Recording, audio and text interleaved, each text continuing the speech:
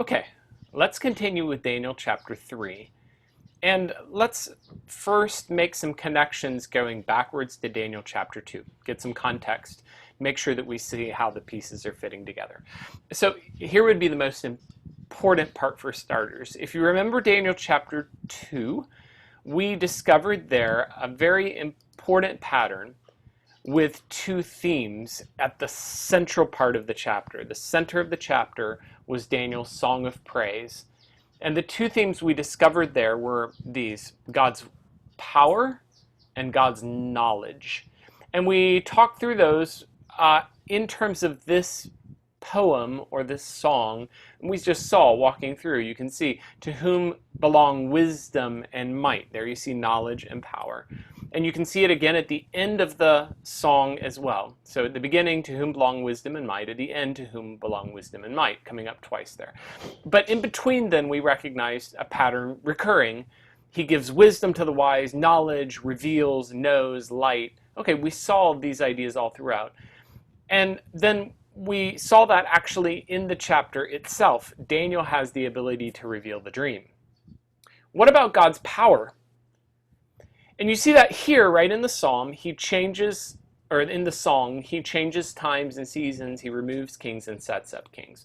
So it's there. It's not just there, but if you remember in Daniel chapter 2, Daniel also interprets the vision. And so moving forward, he gives the interpretation as a great image of fine gold. And the interpretation of this vision is that those are kingdoms. You are the head of gold. And then there's another kingdom inferior to you, and another kingdom after that, and a fourth kingdom after that. And most significantly, we emphasized, at the end, there will be a kingdom that replaces all the kingdoms. God, the God of heaven, will set up a kingdom which shall never be destroyed. It will break in pieces and consume all of the kingdoms. And the point we said of that is demonstrating God's power. You see it in the fact that he can set up kings and destroy kings. In fact, now, and this is the really beautiful thing about what happens next, you discover now that that's exactly what's going to happen in chapters 2 and 3. So even though we did see God's power expressed in chapter 2, and we talked about that, you can see this emphasis that God sets up kings and destroys kings. Actually, overall, chapter 2 talks a good bit about God's knowledge, and chapter 3 primarily ends up emphasizing God's power. So what we're going to see now as we go to chapter 3 is the book of Daniel's explanation of what it looks like that God has all power. And this is going to be expressed now through actually a challenge that happens. Who is stronger, Nebuchadnezzar or God? Now, let's unpack that a little bit more before we keep on going. Continuing on, connection to chapter 2. The key thing that we discovered in chapter 2, like kind of what gave the beginning of all of this, remember, was Nebuchadnezzar's dream. And it was a dream of an image, this great, Daniel even talks about it as a great image, and this great image whose brightness was excellent, and the image of fine gold and breast and arms of silver, and so forth. If you get a little further down, Daniel gives the interpretation, you are the head of gold in this great image. Okay, now that's all very well and good and interesting. Where, though, that starts to play into chapter 3 is, watch now, you've had in chapter 2 the image that Nebuchadnezzar dreamed. Now watch chapter 3. Nebuchadnezzar the king made an image of gold. And here's the conclusion of it. Nebuchadnezzar hears the dream along with its interpretation. You remember we emphasized that a huge part of the point of that dream is every kingdom will be destroyed. Nebuchadnezzar, you're the image, or you're the head of gold, but you will be replaced. And your replacement will be replaced. And the replacement for that replacement will be replaced. It all keeps on going in this constant turning over of power until finally God sets up his kingdom. God is the kingdom, the king of the kingdom forever and ever. That's where it all goes. So you're supposed to hear the interpretation and say, wow, I should not invest myself in human kingdoms. God's kingdom is the lasting kingdom. That's not what Nebuchadnezzar got. what Nebuchadnezzar heard out of the vision was, hooray, I'm the head of gold. I mean, that's the extent of his conclusion. Oh, great, I'm the head of gold. Let me set up an image to glorify myself. And that then becomes the center of the issue in chapter 3. Okay, let's notice then a couple of patterns that happen in Daniel chapter 2 that are just intriguing patterns, and I'm wanting to point them out with the idea of asking you, why does this matter? What's going on? What's the point of this? So start with this one, and maybe you noticed it. How many times do you hear as you read the chapter, and you'll hear it even more if you read it out loud, it's very striking. How many times do you hear this kind of pattern? That at what time you hear the sound of, here they come, the cornet, flute, harp, sackbut, psaltery, dulcimer, all kinds of music. Or verse 7. At that time when all the people heard the sound of the cornet, flute, harp, sackbut, psaltery, all kinds of music. Or go down to verse 10. Here it is. Cornet, flute, harp, sackbut, psaltery, dulcimer, all kinds of music. And one more time in verse 15. This long list, there it is again. Cornet, flute, harp, sackbut, psaltery, dulcimer, all kind of music. I mean, a question here goes, I understand what I mean. Could you just say it once? Why repeat it 4 times? Well, there's a reason. We'll talk about it. How about this? That's another repeated pattern over and over again. So chapter 2, the king sent to gather, go a little bigger, the king sent to gather the princes, the governors, the captains, the judges, the treasurers, the counselors, the sheriffs, all the rulers of the province. So, verse 3, then the princes, the governors, the captains, the judges, the treasurers, the counselors, the sheriffs, and all the rulers of the province were gathered together. And verse 27, the princes, the governors, the captains, the king's counselors, all being gathered together, saw. All right. Again, kind of a question goes, why repeat all that text?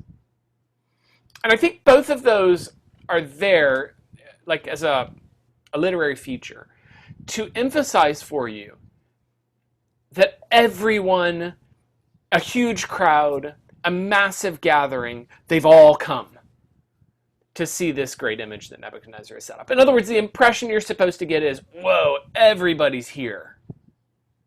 And it's supposed to leave you with a sense that the crowd gathering around is all watching to see what's going to go on. The stakes are high. That's the idea. The stakes are high.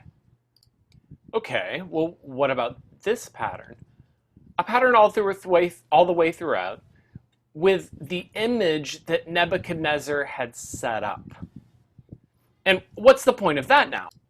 The concept here going of the image that Nebuchadnezzar had set up strongly connects this image to him.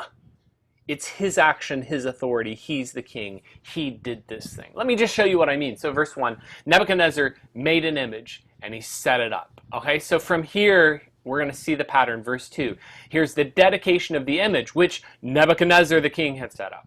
And here's the dedication of the image that Nebuchadnezzar the king had set up.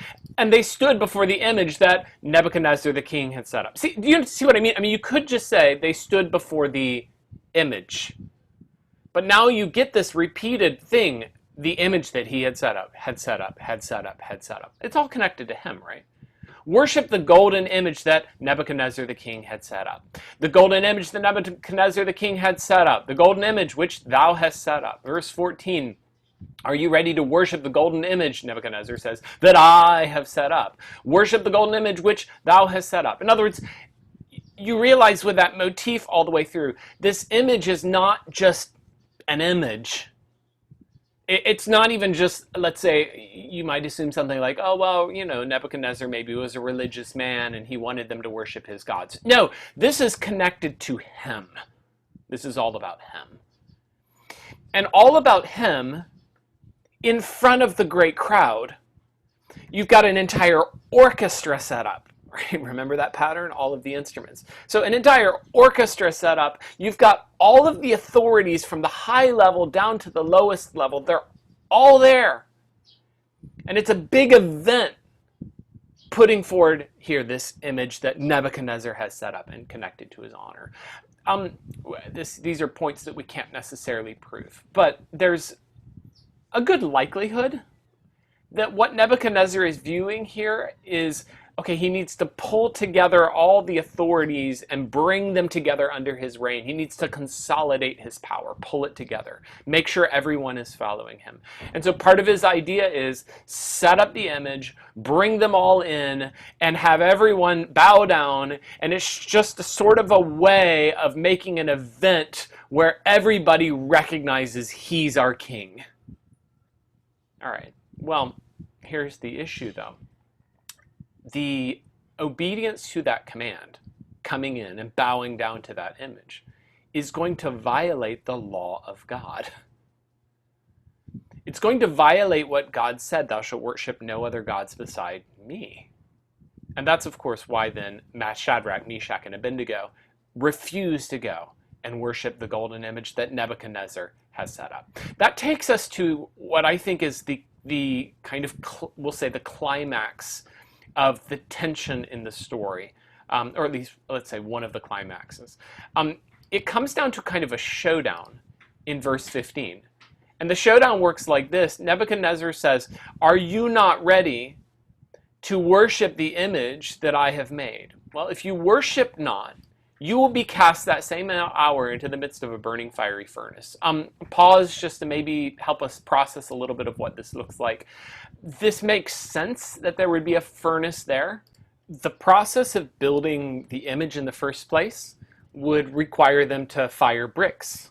Okay, so you're going to have, in the construction process, you're going to have these ovens right there. Fire bricks. I thought it was a golden image. Most likely, it was a golden covered image, which I think even itself is kind of fascinating. It's not like you could have that much gold, so you make it with bricks and then you put gold around the outside of it. In any case, when you imagine the furnace, I wondered how this would work or what it would look like. Of course, we can't know for sure, but as far as what we understand of the way things were done, if you think of this like a hillside, the green, it's into a hillside, so it's actually built into the dirt, and in the dirt then you have this massive kind of furnace with, on the ground level, on the outside of the hill, here's the door, and so people can go into the door here. But someone could also be thrown in the top. You could put fuel in the bottom. In other words, there's some options here for how this would be done. And most likely then we're looking at the three men being put in at the top, and then Nebuchadnezzar later looking in at the door down at the bottom. Something like that is going on. Not sure how all those details work, but that's probably what was happening. Okay, in any case, Nebuchadnezzar can look right across to the furnace that they were just using in order to build this image. And he can say, you'll be cast into that. And here's then the key phrase that you've got to know that the whole story is centering around. You will be cast into that furnace. And here is his challenge. Who is the God who can deliver you out of my hands? That's the challenge thrown down. It's Nebuchadnezzar versus God. Who is the greater? Who has the more power? Who can deliver? God or Nebuchadnezzar? Put that into the context of what we discussed in chapter 2. God has all knowledge. God has all power. Chapter 2 demonstrated that Nebuchadnezzar and his wise men have no answers. They can't give an interpretation of the vision. Wisdom belongs to God. Chapter 3 demonstrates that Nebuchadnezzar thinks he has power over heaven and earth, or over everything he could want. And what the story is going to take us into is exploring and answering that question, whether or not God can deliver.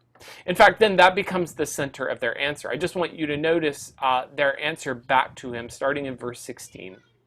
As they regard his challenge, who is the God that can deliver you from me? His answer, O Nebuchadnezzar, we are not careful to answer thee in this matter. The idea of this is we have no need here to stop and to stop and consider this, or to take counsel. What will we do? We know our answer. And our answer is, we will not bow down. If it is so, if what you say is so, and you will cast into the burning fiery furnace, our God whom we serve is able to deliver us, and he will deliver us. But if not, and the idea goes, even if God chooses not to deliver us, be it known, we will not serve your gods or worship the golden image that you have set up. I'd like to just highlight, notice the way the challenge was. Here, who is the God that shall deliver you? I would like to render or understand this as who is able to deliver you. Who is able to deliver you? And the focus of their attention is our God is able to deliver us. So if the question is who has the power, who has the ability, their answer is our God has power that you cannot match. And notice furthermore that they're not settled on whether or not God will deliver them. I mean, that's reality, right? There are times when God has delivered his people out of fire, out of persecution. There's times when he hasn't. And it really is ultimately God's choice whether he will deliver someone or not. Their concern is just they want to make sure he knows, just so you know, our God can deliver us. As long as you know that, that's what we care about. You know the way the story progresses and how this continues onward. So they refuse to bow down. Nebuchadnezzar is very angry. He charges for the furnace to be heated 7 times more than it is normally heated. You can see the demonstration that this fire is very real. In other words, there's nothing like, well, they were thrown into there, but the furnace wasn't really that hot. So that's why they survived. The point of this is just to prove beyond any question of reasonable doubt, look, even the mighty men that were in the army who went there were killed in the process of trying to throw them in there. Because the king's commandment was so urgent. The men that cast them into there are killed just by approaching it. Notice a detail, these men are thrown down fully dressed. All of the details, it gives the specific things that they were wearing even. And the fact that fully dressed they're thrown in. These 3 men thrown down, fell down, bound, notice that, into the midst of the burning fiery furnace. The surprise of King Nebuchadnezzar rising up. I thought we only cast 3 men into the midst. And now notice his surprise. 3 has become 4. And furthermore, bound has become loosed. So you're supposed to imagine when they're thrown in there, they're tied up, fully dressed, 3 people. They go in, Nebuchadnezzar counts 4, and now they're loosed, and what he describes is that they're walking around in the middle of the fire. Very striking here. You're going to see in a little bit, their clothes are still intact. In fact, there's not even a smell on their clothes. But you realize what's happening? It's selective. They go into the fire, and the ties, the bindings, are destroyed. The bindings are gone, but the clothes are fine. Whether that's they were burned by the fire or some other way, however that happened, it's like a selective destruction. And now they're walking around loose. And he goes on to describe, they're walking around and there is no hurt. So with impunity, without any effect of the fire on them. And the form of the 4th is like the Son of God. This expression is ambiguous. It could refer to an angel. So we could be saying he's looking and he's seeing them with an angel. In any case, I don't think we're supposed to look at Nebuchadnezzar's words in this chapter and understand him as a good theologian who's going to be able to tell us, is this an angel or is this the Son of God? He's just looking and seeing, I see a supernatural being that I can't explain here. Interpreters historically have looked at this and viewed this as an appearance of Jesus Christ. I think that's very likely. I think that fits the pattern in the rest of Daniel. I think that fits patterns we see in the Old Testament. Whatever the case, someone is with them, walking with them in the fire. Nebuchadnezzar came near to the mouth of the burning fiery furnace, and he cries out to them, asking them, Shadrach, Meshach, and Abednego, come forth out of the midst of the fire. And I'd just like to comment here, the irony of this is that Nebuchadnezzar has thrown them into the fire to destroy them, right? And his idea was, if I throw you in the fire, who is the God that can deliver you from me? And you actually discover in the end, in the fire, they are untouchable. Because think about it for a second. Nebuchadnezzar's strongest men were killed trying to get them into the fire. How do you get them out? I mean, do you send somebody in? Don't think so. How do you get them out at this point? And the irony is at this point, they are safe, almost invulnerable, walking around in a fire where no one else can go, no one else can touch them. Remember the irony of Nebuchadnezzar saying, who is the God that can deliver you? Well, here, look what he's reduced to. He's reduced to begging them to come. Please come forth out of the midst of the fire, because what else can he do? If they don't come, he has no way to get them out. And now you have witnesses. Remember the pattern earlier. Princes, governors, captains, kings, counselors are all gathered together, right? So the crowd is there. And that pattern earlier gives way here to those same princes, governors, counselors, kings, captains, kings, counselors. Those same people gather together and they all witness together. They see the men. They see that not a hair of their head was singed. Neither are their coats changed. Neither is, and this is just, the level of the miracle is almost ridiculous to make the point so strongly. There's not even a smell on them. I mean, that's not even necessary in a sense. For God to deliver them, he could just deliver them from the power of the fire. But it's almost as though he goes above and beyond into an extreme. They won't even smell like fire when they come out.